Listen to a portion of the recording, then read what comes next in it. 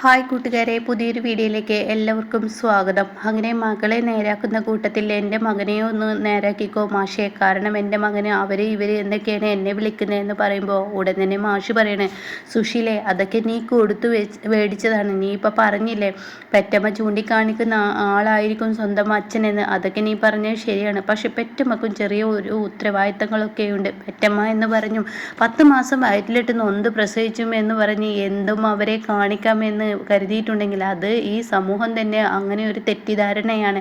അങ്ങനെയൊന്നുമില്ല സുശീലെ. മക്കളാണെങ്കിലും അമ്മയാണെങ്കിലും ഒരുപോലെ അങ്ങോട്ടും ഇങ്ങോട്ടും ഒരുപോലെ സ്നേഹിച്ചാൽ തീർച്ചയായും ആ സ്നേഹം എന്നും നിലനിൽക്കും.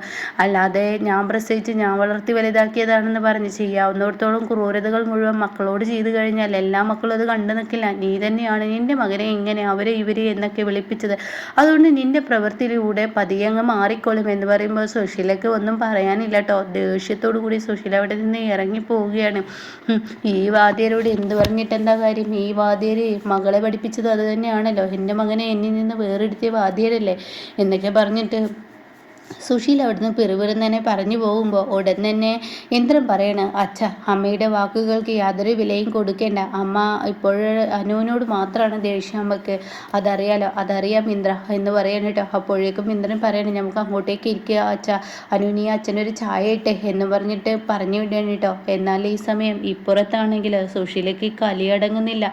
ഹർഷയുടെ അരികിലോട്ട് എത്തിയിരിക്കുന്നു കേട്ടോ. ഹർഷയെ, ഞാൻ വിചാരിക്കുന്നത് പോലെ ഒന്നല്ലടി, ആ വാതിയർക്കിട്ട് 2 കൊട്ടും എൻ്റെ മകൻ എന്നോട് മുഖത്തടിക്കുന്നത് പോലെയുള്ള പല വാക്കുകളാണ് പറഞ്ഞത്. അവൻ എന്നെപ്പോൾ അമ്മ എന്ന് വിളിക്കില്ല, അവ അങ്ങേരെ എന്നൊക്കെയുള്ള ആ വിളിയാണ് അവനെ വിളിക്കുന്നത്. അത് കേട്ടിട്ട് എനിക്ക് താങ്ങുന്നില്ലടി അർഷേ. അവനിപ്പോൾ ഓരോ ദിവസം അവൻ എന്നിൽ നിന്ന് മാറുകയാണ്.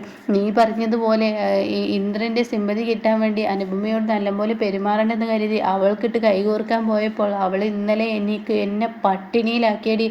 ഒരു ദിവസം അവളാണ് എനിക്ക് ഭക്ഷണം തരുന്നെങ്കിൽ ഒരു ദിവസം സോനയും പ്രതിഭയും അവൾ എന്നെ പട്ടിണി കിട്ടുമെന്ന് പറയട്ടോ. ഇതങ്ങ് കേൾക്കുന്നതിനോടുകൂടി ഹർഷ പറയണം, അവളെ നന്നായി അറിയാലോ അനുപമ ആള് ചില്ലറക്കാരിയല്ല. അവളെ വെറുതെ വിടരുത്. ആൻറ്റി അവളുടെ മുന്നിൽ ഒട്ടും കുറഞ്ഞു കൊടുക്കരുത്. ആൻറ്റി അവളുടെ മുന്നിൽ കുറഞ്ഞു എന്ന് അവൾക്ക് തോന്നിക്കഴിഞ്ഞാൽ തീർച്ചയായും ആൻറ്റിക്കിട്ട് അവൾ പണിയോ. എന്തായാലും ഇന്നത്തോട് കൂടിയിട്ട് ഇന്ദ്രൻ അവളുടെ മുഖത്ത് നോക്കി പറഞ്ഞു, ഇനി എൻ്റെ കാര്യത്തിൽ യാതൊരുവിധ തീരുമാനം എടുക്കരുതെന്ന്. അതുകൊണ്ട് തന്നെ ഇനി എനിക്ക് അവളെ പേടിക്കേണ്ടതില്ല. അത് കേട്ടോടൻ തന്നെ ഹർഷ പറയണ, ആൻറ്റിയുടെ തോന്നലാണത്.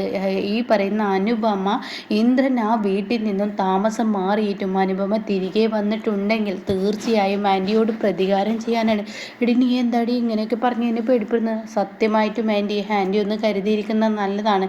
അനുപമ അങ്ങോട്ടേക്ക് വന്നിട്ടുണ്ടെങ്കിൽ അനുപമ ആൻറ്റിയോട് പ്രതികാരം ചെയ്യാൻ തന്നെയാണ് വന്നിട്ടുള്ളത്. അതുകൊണ്ട് തന്നെ ആൻറ്റി ഒന്ന് കരുതിയിരിക്കണം. ഈ ലെവലിലൊന്നും പോയാൽ പോരാ. ആൻറ്റിക്ക് ഞാൻ ചില വഴികൾ പറഞ്ഞു തരാം, അതിനനുസരിച്ച് ആൻറ്റി മുന്നോട്ട് പോകണം എന്നൊക്കെ ഇങ്ങനെ പറഞ്ഞു കൊടുക്കണം കേട്ടോ. ആ സമയം ഇതൊക്കെ കേൾക്കുമ്പോൾ ആയിക്കോട്ടെ ഹർഷേ, എന്തായാലും എനിക്ക് അവളുടെ മുന്നിൽ ഒരിക്കലും ഞാൻ ചെറുതാവില്ല. ആ മോഷിനെ ഇങ്ങനെ കാണുമ്പോൾ എനിക്ക് ചൊറിഞ്ഞ് കയറണം. അങ്ങനെ കാണാൻ എനിക്കിഷ്ടമല്ല. അയാളിപ്പോൾ പഴയതുപോലെ ഒന്നല്ല. അയാളും ഒന്ന് പറഞ്ഞാൽ 10 തിരിച്ചു പറയും എന്നൊക്കെ പറയാൻ കേട്ടോ. എന്നാൽ ഈ സമയം അനന്തം മാഷ് ചായയൊക്കെ കൊണ്ടുകൂടുന്നു. ഇന്ദ്രനും അനുപമയൊക്കെ ഇരുന്ന് കുടിക്കുന്ന സമയത്ത്, മോനെ ഇന്ദ്ര, ഞാൻ ഇങ്ങോട്ടേക്ക് വന്നത് എൻ്റെ മകളുടെ ഇവിടുത്തെ അവസ്ഥ എന്തെന്ന് അറിയാനാണ്. അപ്പോൾ എനിക്ക് മനസ്സിലായി സുശീലയുടെ പെരുമാറ്റത്തിൽ യാതൊരു വ്യത്യാസവുമില്ലെന്ന്. അവരെത്ര ജയിൽ ജീവിതം ചെയ്താലും അവരെന്ത് തന്നെ ശിക്ഷ അവർക്ക് ദൈവം കൊടുത്താലും അവരെൻ്റെ മോളോട് അവർക്ക് വെറുപ്പായിരിക്കും. അതുകൊണ്ട് ഇന്ദ്ര, എനിക്കൊരു അപേക്ഷയുണ്ട്. അത് കേട്ടോടൻ തന്നെ, എന്താ അച്ഛാ ഞാൻ ചെയ്യേണ്ടത്? അതെ, നീയും അനുപമയും ഇനി ഈ വീട്ടിൽ നിൽക്കണ്ട. നിങ്ങൾക്ക് നിങ്ങളുടേതായ ഒരു ജീവിതം വേണം. നീയും വിച്ചുമോനും അനുവുമായി ഒരുമിച്ചുള്ള ആ സന്തോഷകരമായ ആ ജീവിതം നിങ്ങൾ ഇനി ജീവിച്ചു തുടങ്ങണം. അതാണ് നല്ലത്. ഈ വീട്ടിൽ നിന്ന് താമസം മാറിക്കോളൂ. പിന്നെ വീടില്ലാത്ത പ്രശ്നങ്ങളില്ലല്ലോ. നമ്മുടെ വീട് അവിടെ, അനുവിൻ്റെ വീട് അവിടെ ഒഴിഞ്ഞു കിടക്കല്ലേ. അപ്പോൾ അതുകൊണ്ട് അങ്ങോട്ടേക്കും താമസം മാറാം. അപ്പോൾ ഇന്ദ്രൻ പറയണം, ഞാൻ എപ്പോഴും റെഡിയാണ് അച്ഛാ. പക്ഷേ അത് അനുവിന് മേടിച്ച ആ വീട് എന്നുള്ളതല്ല, അത് കൂട്ടുസ്വത്താണ്. അതെല്ലാവർക്കും കൂടി അച്ഛൻ മേടിച്ചു കൊടുത്തതല്ലേ. അപ്പോൾ അതെല്ലാവർക്കും താമസിക്കാനുള്ള ഇവിടുത്തെ ഒരു തറവാട് എന്ന് പറയാം. അത് അങ്ങനെ തന്നെ ഇരുന്നോട്ടെ. അനു തയ്യാറാണെങ്കിൽ ഞാൻ വേറൊരു വാടക വീടെടുത്ത് ഞാനും അനുവും അങ്ങോട്ടേക്ക് താമസം മാറാം.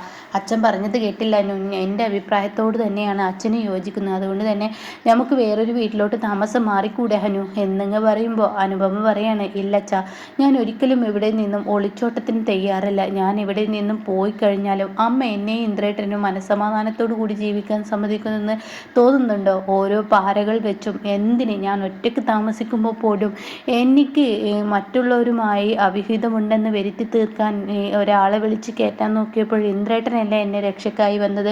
അതുപോലെ അമ്മ പലതും ചെയ്ത് ഇന്ദ്രേട്ടനിൽ നിന്ന് തെറ്റിദ്ധരിപ്പിക്കും.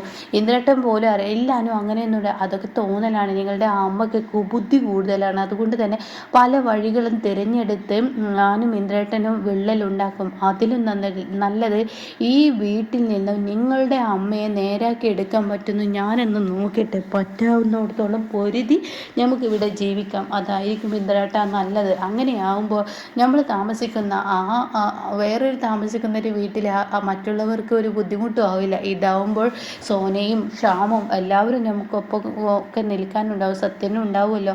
അതായിരിക്കും നല്ലത് എന്ന് പറയുമ്പോൾ ഉടൻ തന്നെ, അച്ഛാ, ഇവള് കണ്ടില്ലേ, ഇവളിങ്ങനെയാണ് പറയുന്നത്.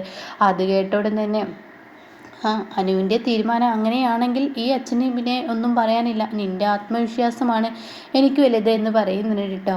എന്നാൽ ഈ സമയം ഇപ്പുറത്താണെങ്കിലോ ചിരുവിൻ്റെ അടുത്തോട്ട് രഘു ചെല്ലാണ്. അപ്പോൾ രഘുവേട്ടാ, ചായയൊക്കെ കിട്ടിയില്ലേ? ആർക്കോ എവിടെയോ എന്തോ കൊണ്ടുവന്ന് വന്ന് വെക്കുന്നത് പോലെ അമ്പിളി ചായ അവിടെ ഇട്ടെറിഞ്ഞു പോയി എന്ന് പറയാൻ കേട്ടോ. ഇത് കേട്ടോടെ തന്നെ അമ്പിളി ചേച്ചി ഇപ്പോഴും രഘുവേട്ടനോട് ക്ഷമിച്ചില്ലേ എന്ന് ചോദിക്കുമ്പോൾ അവളെന്നോട് ക്ഷമിക്കുമെന്ന് എനിക്ക് തോന്നുന്നില്ല. എന്തായാലും അവളുടെ ഈ പെരുമാറ്റം എന്നെ വല്ലാതെ വേദനിപ്പിക്കുന്നു. എൻ്റെ മനസ്സിങ്ങനെ വല്ലാതെ മുറിയുന്നു. അവളിങ്ങനെയൊക്കെ എന്നെ ഒറ്റപ്പെടുത്തുന്നതും പഴയ അമ്പിളി ഞാൻ എന്ത് ചെയ്യുമ്പോഴും പഴയ അമ്പിളി എനിക്കതിൻ്റേതായ ഒരു അംഗീകാരം തന്നിരുന്നു. ഇപ്പോൾ എനിക്ക് ഒരു അംഗീകാരവും എന്നെ കുറ്റപ്പെടുത്തൽ മാത്രമല്ല, എൻ്റെ കുറ്റവും കുറവും മാത്രം വിളിച്ചു പറയുന്നു. ഇതൊക്കെ എനിക്ക് കേൾക്കുമ്പോൾ സഹിക്കാൻ കഴിയുന്നില്ല. ചിരി പറയാണ്, അമ്പിളി ചേച്ചിയുടെ മനസ്സിലെ കറ മാറുന്നത് വരെ രഘുവേട്ടൻ ക്ഷമിക്കണം. കാര്യം എന്ത് പറയുകയാണെങ്കിലും അമ്പിളി ചേച്ചിയിൽ നിന്ന് ഒരുപാട് ദിവസം ഇക്കാര്യങ്ങൾ മറച്ചു വെച്ച് രഘുവേട്ടൻ നടന്നതൊക്കെ രഘുവേട്ടൻ മറന്നോ? അന്ന് അമ്പിളി ചേച്ചി രഘുവേട്ടൻ്റെ പിറകെ ഒരുപാട് വട്ടം നടക്കുമ്പോൾ രഘുവേട്ടൻ എന്താ ചെയ്തിരുന്നത്? അമ്പിളി ചേച്ചിയോട് കാര്യങ്ങളൊന്നും പറയാതെ ഇങ്ങനെ ചൂടാവുകയും ഒക്കെ അല്ലേ? അതൊക്കെ ഒന്ന് ആലോചിച്ച് നോക്ക്. അതുപോലെ തിരിച്ച് അമ്പിളി ചേച്ചി രഘുവേട്ടനോട് ചെയ്യുന്നു എന്നങ്ങ് ചിന്തിച്ചാൽ മതി. എന്തായാലും എല്ലാം ശരിയാവും രഘുവേട്ട. അതുവരെ ക്ഷമിക്കുക. നമ്മുടെ ലച്ചുമോൾക്ക് വേണ്ടിയെങ്കിലും രഘുവേട്ടൻ ക്ഷമിക്കുക. അമ്പിളി ചേച്ചിയുടെ ഈ ദേഷ്യവും വാശിയും പുറമേ ഉള്ളൂ. മനസ്സിൽ രഘുവേട്ടനോട് ഒരുപാട് സ്നേഹമുണ്ട്. അത് ഇന്നല്ലെങ്കിൽ നാളെ രഘുവേട്ടന് മനസ്സിലാവും. അതൊക്കെ എനിക്കറിയാം. പക്ഷേ ഇപ്പോൾ അവളെ എനിക്ക് തരുന്ന ശിക്ഷ അത് കുറച്ച് കൂടി പോകുന്നുണ്ട്. ഞാൻ അവളെ അറിയിക്കാതെ അങ്ങനെ ഒരു തെറ്റ് ചെയ്തു എന്നുള്ള സത്യം തന്നെയാണ്. പക്ഷേ അതിൻ്റെ എല്ലാ സത്യാവസ്ഥയും ചിരുവിനെ അറിയാലോ. ഞാൻ കാരണം ആർക്കും ഒരു ബുദ്ധിമുട്ടുണ്ടാവരുത്, ഒരു ജീവിതം തകരരുത് എന്നുള്ള ഒരു മനോഭാവക്കാരനാണ് ഞാൻ. അതുകൊണ്ടാണ് ഞാൻ അങ്ങനെയൊക്കെ ചെയ്തത് എന്നിങ്ങനെ പറയുന്നുണ്ട് കേട്ടോ. അങ്ങനെ എല്ലാം ശരിയാവും രഘുവേട്ട, എന്തായാലും ക്ഷമിക്കുക എന്ന് പറയണേ. എന്നാൽ പുതിയ വിനയനെ കണ്ടിട്ട് എല്ലാവരും ഞെട്ടുമെന്ന പ്രതീക്ഷയോടുകൂടി ലംബോദരൻ്റെയും അതുപോലെ തന്നെ ലതികയുടെയും മുന്നിലോട്ട് വിനയനെത്തുന്ന ആ കിടുക്കൻ രംഗമാണ് കേട്ടോ.